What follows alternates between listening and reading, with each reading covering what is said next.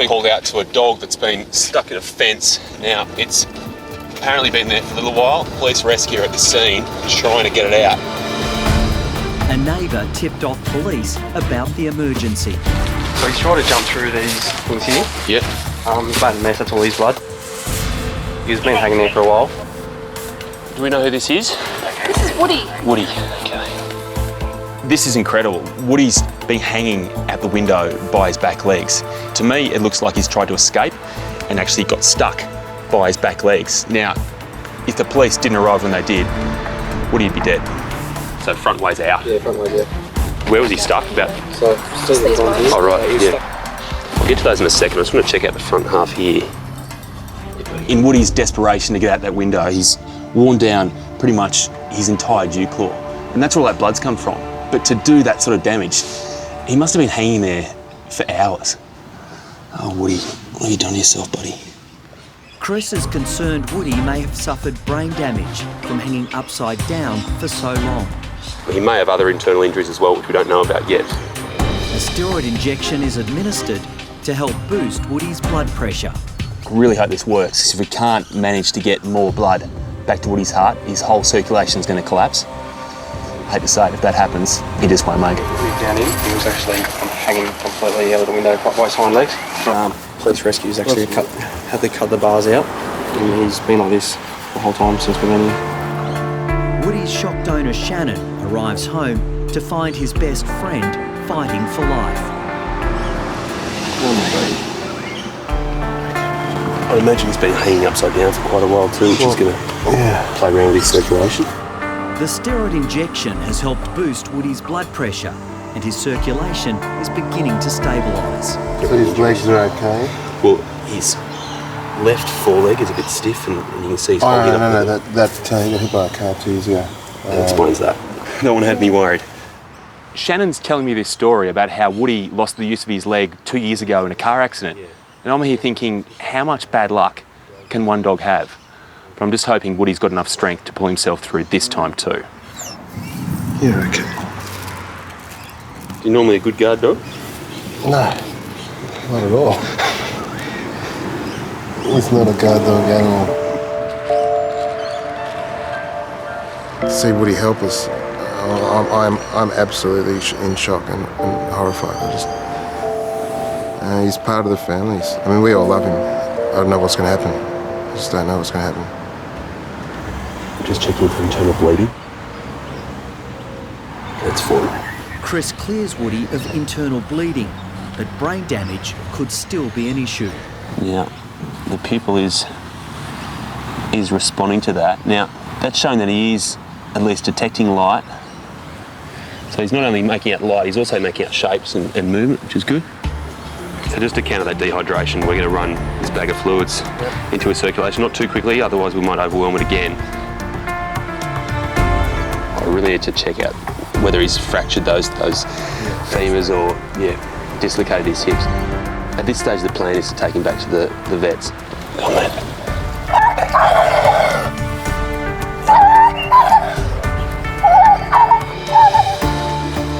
There you go, buddy. Poor Woody, he's in so much pain, and all I'm thinking is, just hang on, mate, just hang on. It's all right, mate, it's okay. Been through a lot, mate, I know.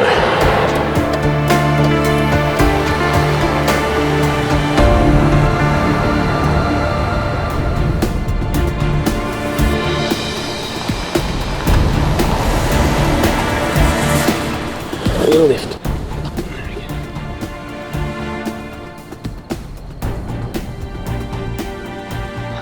Left and right? Yeah, straight up on that table there. X-rays will show if the dog has sustained internal injuries or serious fractures. X-ray.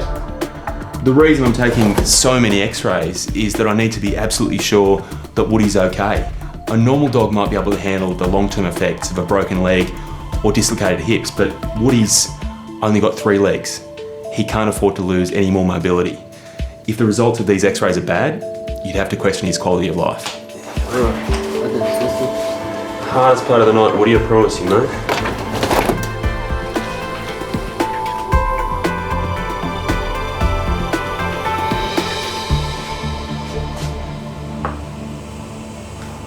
Your dog's lucky. Nothing? His hips are in place. Good. No fractures of the femurs. His kneecaps are sitting perfectly. You're lucky puppy. You're very lucky. Hey? Excellent. Hey, what's that news? That's fantastic. Brilliant. Boy. Bit sore you're going to be though, aren't you? Woody's ordeal is almost over.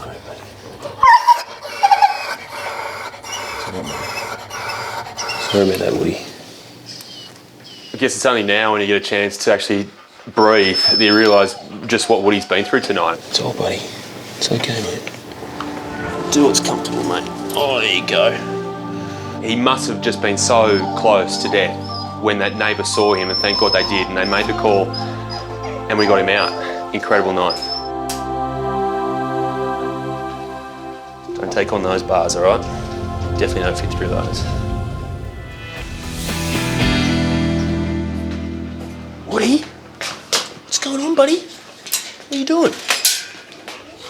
Woody looks so much better this morning. You gonna get up? Considering he spent 2 hours hanging upside down out of a window, his progress is just remarkable. But I'm not going to be totally comfortable unless he has another 24 hours under observation in here, just to be sure. Let's see how you walk. As for the accident-prone Woody, he's also on the way home. I said walk, not run, Woody. Jeez. And for the first time, Chris can see just how he manages on 3 legs, a legacy of a previous car accident. But Woody, bit of a tip for the future. Doors, that's how you leave buildings, all right?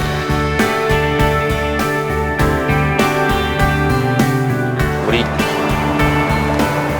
might just recognise this place. Hey, bit of a difference, huh? It's just relief and joy, knowing that everyone's going to be happy in the family that Woody survived, and he's just fantastic. You can see it, it's amazing. Oh, yeah. Oh, yeah. It's so good to finally see Woody running around on those 3 legs, almost as if nothing ever happened. It was touch and go there for a while, but in a way, his spirit got him into this, but it's also what got him out of it as well.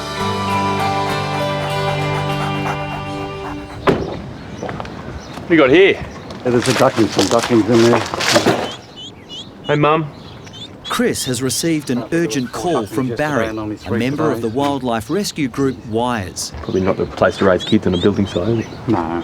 We've been called out to a house that's under construction because the neighbours have seen there's a family of ducklings trying to eke out a living in the family swimming pool. Only problem is there were 4 yesterday, there's now 3. We'll just approach slowly here.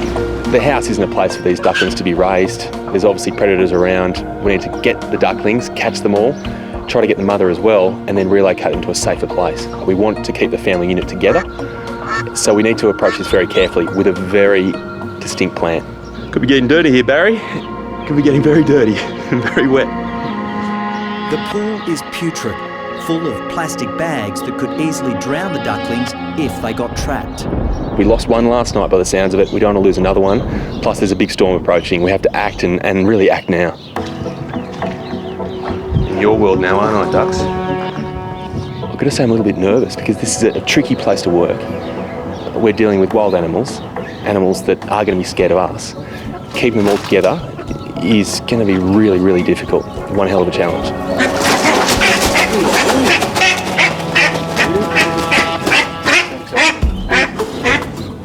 The mother is now secure in the holding cage. That's supposed to be the trickiest part over. But the ducklings are showing no signs of coming quietly. Come to Uncle Chris. Good friend of your mother's. Come on. You're getting fast. What? We've been really successful in grabbing 2 of the 3 ducklings, but there's one still in there that thinks it's a Red October. It's the submarine duck. How do you do that? Where? Oh. Every time you go near it, just goes under and away. Okay, where are you going to come up? And you have no idea, you can't see anything underneath there. Very smart duck. That was a good move. Even though this is a very good tactic from the duckling, The worry is that if he gets stuck underneath one of these plastic bags, he's going to suffocate. I don't even want to know what that is. Chris has decided to use a new tactic to get hold of the last elusive duckling. He was just sitting with his nose under the water like he was hiding. Because we just want to keep him out of the water because he's very good in the water. Little Thorpey. I think I've got you. Little submarine duck. Want to see the family? Feeling really relieved. That could have gone really pear-shaped very quickly. If Mum had decided to take off down the central runway here, out, that could have been the end of the family, but we managed to get her quickly, and with a bit of extra hassle, grab the babies as well. So, great result. Now, take them to a good spot, release them. Hopefully the family has many more happy years ahead. Chris and Barry are relocating the mother and her 3 ducklings to a much safer home at Centennial Park. Do you ever get the feeling you're being followed, Barry? Seem to have upset the local order. After the stagnant water in the pool at their last address, this is paradise. I'm guessing because you're the feisty one, you're the submarine duck. They're going to be relying on you. Look out for your brothers and sisters, all right? Okay. You go out there now and you enjoy yourself, okay? Stay safe.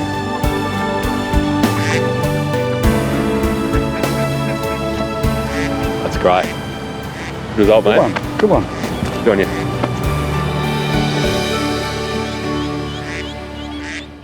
I've treated some difficult patients in some difficult locations, but this might just top all of those.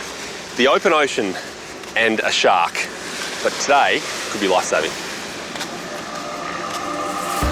Chris is in the Sydney suburb of Manly. He's meeting up with Dr. Rob Jones and a team of specialist divers from Sea Life Sanctuary. All right, so we're just about ready to go. They're about to attempt a groundbreaking grey nurse shark rescue mission. Rob? Chris, how are you? Good to see you. Obviously didn't get the memo about the dress code. No, but this is how we dress to save sharks, basically. No, this could be quite the day. Oh, look, really hopeful. Like, this could be just wonderful. I mean, these sharks are critically endangered. We know there's one out there with a hook in it. Yep. We've just got to get out there, hope we can find it, get it up, get the hooks out. Not going to be easy, though. Not going to be easy, but... I've got my gear, you got yours? We're good to go. Let's get out there. Okay. The aim of today's unusual rescue is to try and save a young female shark which could be in serious trouble. These sharks are classified as being critically endangered. There's only around 1,500 maximum along the east coast of Australia. These sharks are quite young in this colony where we're going into today, so they're essentially the future of the entire species. Recreational divers spotted the distressed shark entangled in fishing line and with a hook in its mouth at Magic Point, a few hundred metres offshore. Now imagine these hooks, if they've been in there for a while, they're not going to be easy to get out. No, some of them are pretty deeply embedded, and whether we'll be able to get the whole hook out or not, or just actually cut it off at the base of the jaw, we'll just have to wait and see. Yeah. But we're on the clock, aren't we? Once that shark comes out. Once that shark hits the deck, 10 minutes is about the ceiling. I really don't like keeping them up for any longer than that. Okay. But I guess the biggest challenge initially is first of all finding the shark. Yep. And then actually catching it, really. Yeah, they're down in 16, 17 metres of water, so it's a pretty big task. It will be a risky operation to try to save this injured and critically endangered grey nurse shark. What we're trying to attempt today is essentially a world-first technique. I mean, we're going into a shark's habitat, trying to corral it, catch it, bring it to the surface and remove something that could ultimately threaten its life. So it's ambitious, it's risky, but we've got a good team today, so we're every chance. All right, this is the spot. It's called Magic Point. Trying to get the wetty on and get under there.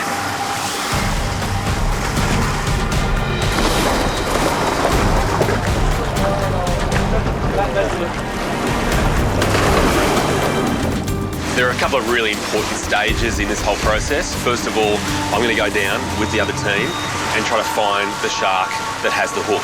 The capture team is going to move in with what is essentially a large sock. On the base of the sock, there's a stretcher. If they can herd her into the sock, then I'll close it over the top of her and bring it to the surface. It's all systems go now, Chris. It is. Get down and bring up that shark.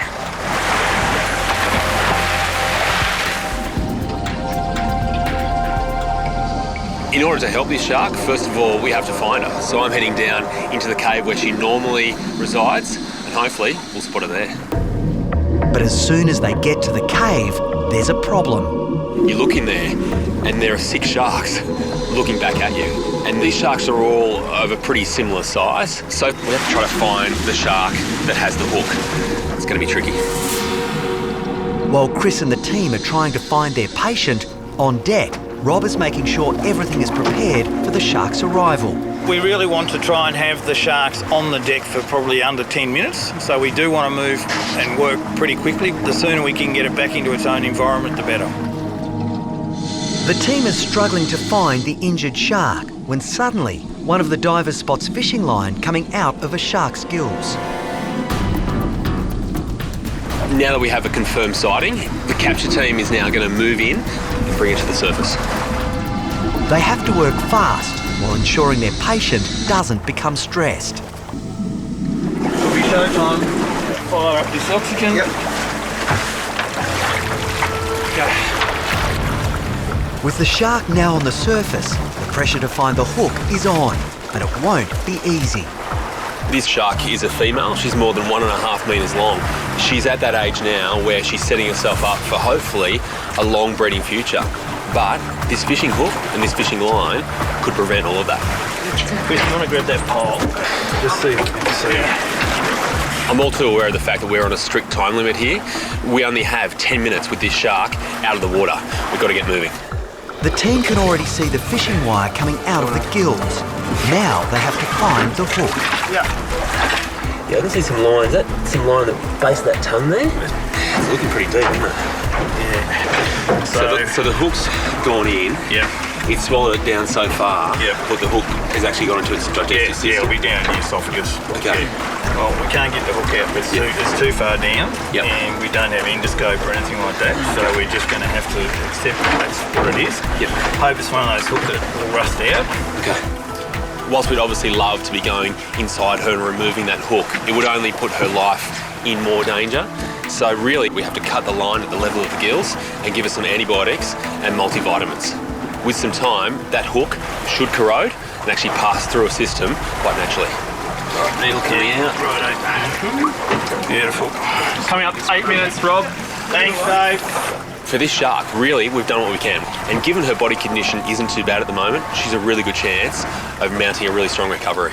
Now it's time to get her back in the water. Okay. Up and out. She's out of the water, so we need to move fast. After all the mayhem of the last 9 minutes, she actually goes into the water quite gracefully. She's just gently caressed into the water and then swims off. She's off. Very strong. Yeah. And we managed to buy her some time. She's going to have a much better chance now than she did half an hour ago. Exactly. No question at all. Yeah. Look, we're happy because this shark has now got a chance that it wouldn't have had before we did this today, and the whole procedure's gone smoothly. Everyone that we can get up, de-hook, has the potential to be a future breeding adult in this population. So pretty happy with the way it's gone. He's pulled up behind the motor. Nearby Coogee, the police search and rescue squad has been called out to help a trapped cat. My doorbell went about 1 o'clock this morning. I jumped out of bed and went to the front door, and there were 2 policemen. And they said there was a little kitten under the bonnet of my car, and was very, very distressed. I'm so grateful the neighbours did hear the little kitten, because it, you know, if I'd come up in the morning and it was still there and I didn't know and I started the car, I mean, it would have hurt it. It could have even killed it, I imagine. It just would have been horrific if something had happened to it. Come on, can you grab him from there? Are you able to grab him? But just when the rescuers finally get their hands on the feisty kitten, it takes off into the bushes. Somewhere here, in the vicinity. So with Aileen leading the search, the neighbours have all joined in. Can you hear it? Come on, little one. Come on. Come on. We're going to look after you. Come on, where are you? He's frightened with us trying to get him out. I'm worried he'll come out and he'll just run across the road again, and there's so much traffic. He could get hit with a car. Hey, puss, gotcha. Hey, puss.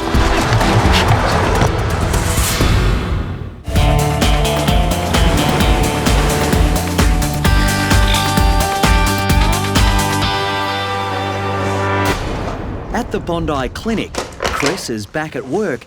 You looked after him so well last night. Outside, Good Samaritan Aileen is on her way to see him with grandsons Declan and Logan and a furry fugitive.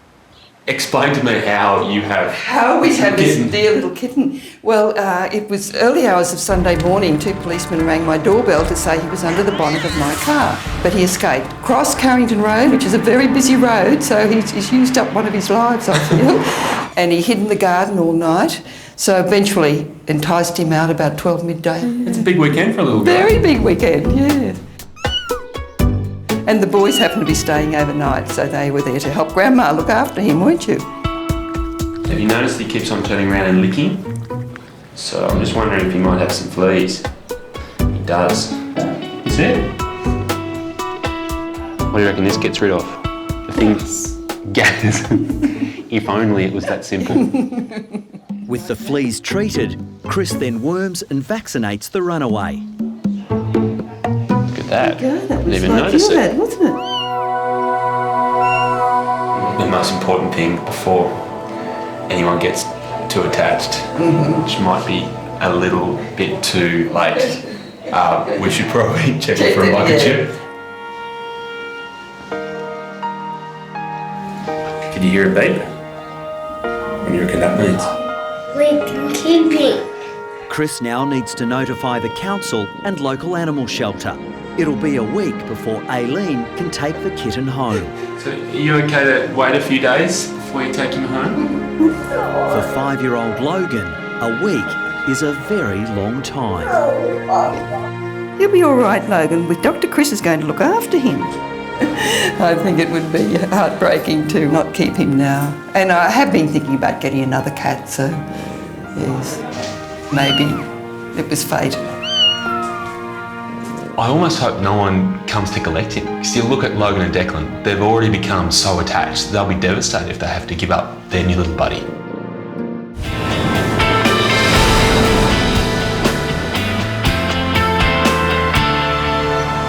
Mate, how did you get across here?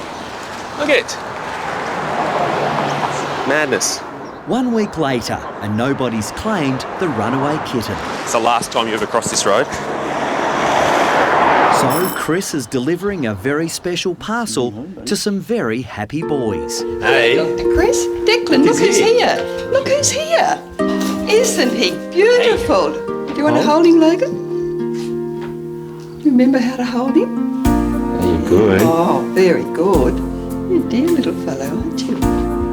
I'm very happy to have him. Very happy to have him. It's just nice to have that other little heartbeat in the house. And the boys will love coming over to see him.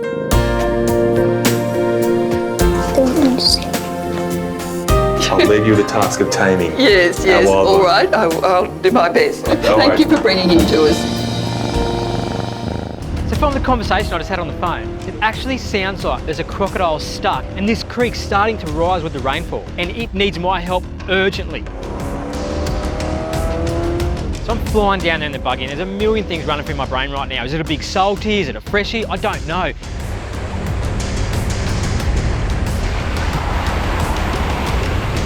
All I know is there's a crocodile stuck. So I come down where this creek is, I'm scanning side to side going over the causeway.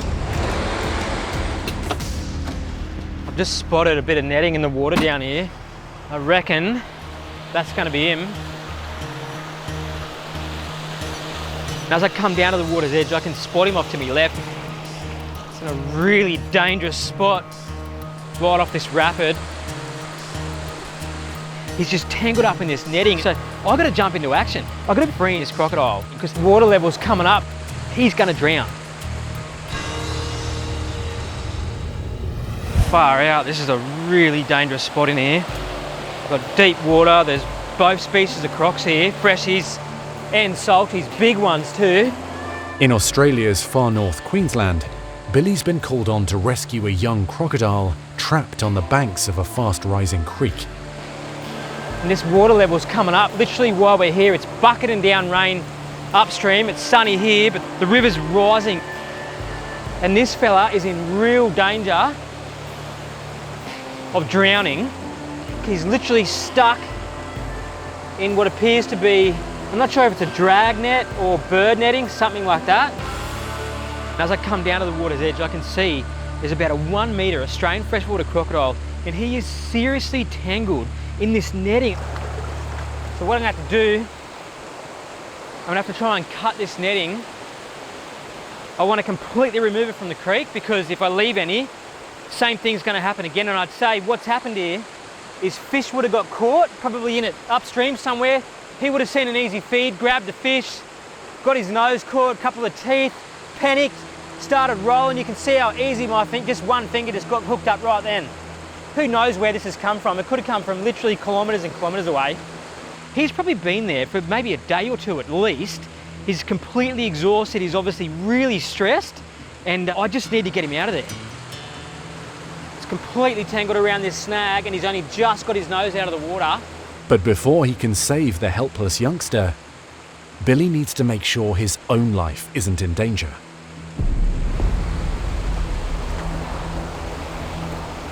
Just really need to make sure there's no big crocs here, because I've seen massive salties right here before. Really dangerous. There's a big deep hole right where I need to be. So I grab a stick and I start feeling around, because there could literally be a 4 or 5 metre saltwater crocodile hidden in this pool that could just come exploding out of the water and just smash me straight off the bank. So I've got to be super cautious here. Oi, what's that? I look over my shoulder and there's this big dark thing coming in the water towards me. So I'm just, boom, straight out of there.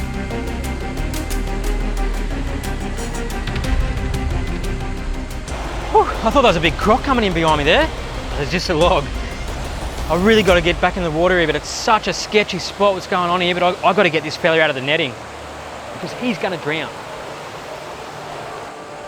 This netting is absolutely disastrous for animals. Really bad news for wildlife, this stuff. He's got 72 teeth in those jaws, so he'd just be meshing together. The more he panics, the worse he gets hooked up. So I'm going to try and get all this netting out at once if I can. I don't want to risk losing any down the creek here. I'm starting to feel around with this net, and I realise how much net is actually jammed up in under this tree, and this crocodile is seriously stuck.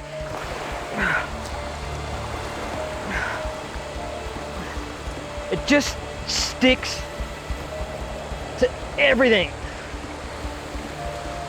With the netting entwined around the young crocodile and the creek's water levels rising rapidly, Billy is quickly running out of time.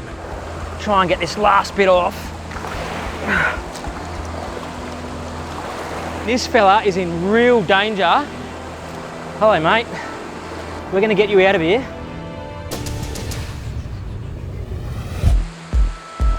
I'll be super careful how I grab him here. Once I get him up out of the water, it's a lot safer for him and it's a lot safer for me. But I need to secure him behind the back of the head before I can even think about moving him. A crocodile at 1 metre can still pack in really nasty bites. I've got his head. His jaws are fairly well meshed together. Finally, I get him up onto the bank there, and then I can start working on him and start freeing this netting off him. I can't even see where the bottom of this net is. I'm just going to start cutting, opening up a big hole and see if I can actually get him out. But I've got to try and keep his head restrained down here whilst trying to cut him free from this absolute mess. I've got to be super careful with my knife. I don't want to cut the crocodile. So I'm cutting through the netting. I'm starting to free one leg at a time. Oh. Come on, fella. Just got to try and get him a little bit calmer. He's starting to thrash around a little bit. All of a sudden, I've got that netting right in front of his face, and then he's just got these razor sharp teeth looking at me. He doesn't realise I'm trying to help him.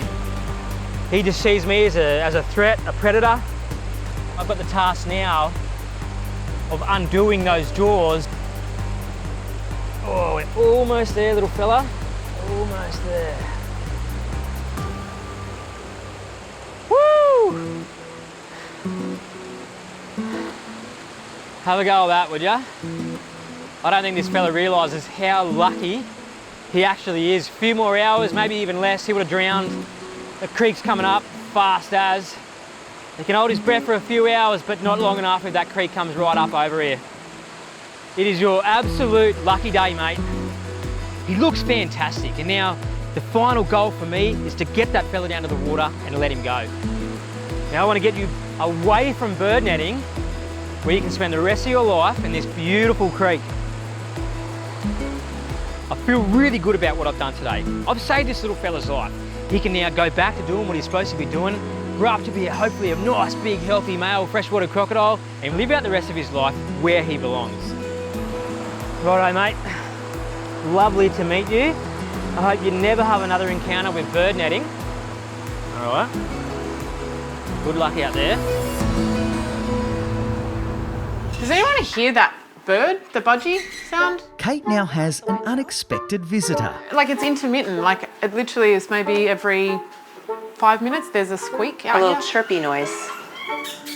Oh, that was it? Yes. You hear? I'm not going crazy. There's a budgie in there. Yes, I just heard it. It's not unusual to have a bird in the clinic, but we're used to having bird sounds. But we don't have a bird in the clinic today. It sounds like it's in between the two buildings. And the buildings, they're only like this far apart, so maybe it can't quite spread its wings to get back out. Someone's gonna get in there. You know the upstairs, From why don't we upstairs try and look down? Do you have time? Yes. Okay, let's go. Kate and Vet Sam are intrigued to find out exactly where the mysterious bird is hiding. Okay, there's a budgie. Oh my gosh, it's a white budgie. He's actually caught in between the two buildings. So we're not sure if potentially he just can't fly and he can't actually get himself out. To me, he actually looks like he's tame, and I bet you he's lost. There's someone out there that's probably looking for him. He's got like a little blue tail and he's all white. The area to get in there is quite small. Yeah. And maybe he can't quite get his wings open to get back through. So if we scoot there, because we can fit down at the bottom, so we could probably get in between the buildings, but we probably might need a net. This is going to be like Dr. Sam and Kate versus Budgie. Oh, he heard you. If we go that way, if we get through the bottom window, right, on the bottom floor, yes, go through the bottom window, if we go towards him, he may just fly away. Right. If we get him all the way down there, and then we're going to get him stuck. We can catch him. Okay. Look what I've got. I do like these because it's like a treat. Yes. So I feel like he might come to this. Oh, maybe. Kate and Vet Sam hoping a sweet treat will help lure the little bird to safety. Hey, buddy. And are you sure there's no entry on that? Not from the ground. From upstairs, it's around about this narrow. The bottom floor, it's actually about this wide, so we could possibly get a person in between the two buildings. Well, they nip pretty hard if they're scared. I feel like as though he's probably tame, so maybe we don't need this, but I feel like, as Sam said, I'm gonna get bitten if he's really scared. Kate's embarking on one of the more unusual tasks she's had to perform as a vet. Oh my God, there's so many spiders in here. You okay? Spider. Okay, there's gonna be rats too. Oh God, can I actually fit through here? I have a feeling as I approach him, he's gonna actually go down the end. But what I'm most concerned about is there's definitely gonna be rats and a whole lot of spiders in here. I managed to haul my backside out the window and, hey. With Kate slowly inching closer, the budgie's now managed to jump up onto the window ledge. Hey, would you like some snacks? Hey, buddy. Come on, get the snacks. Oh dear. He's having troubles. I think he's owned, you guys, and his wings are clipped, I'd say. He's definitely going to be someone's pet. And I thought, he's lost. There's someone out there that's probably looking for him. But, hey, buddy, want this? Oh my gosh, there's so many spiders in here. Come on. Come on, you naughty. Come on. He's now gone into an area that I actually can't fit. So we're going to need a new plan. I've had to abort mission. You can see behind me that the building gets thinner as it actually moves towards the road. So I've gotten to a point that I may potentially get stuck if I go any further, and he has flown all the way up. Kate's going to need some high-tech equipment for Plan B. He's on top of the wall, so I'm going to try and use this broom stick, and hopefully he gets on the end of the broomstick. I'm going to take some seeds. Who knows what's going to work? He might run away.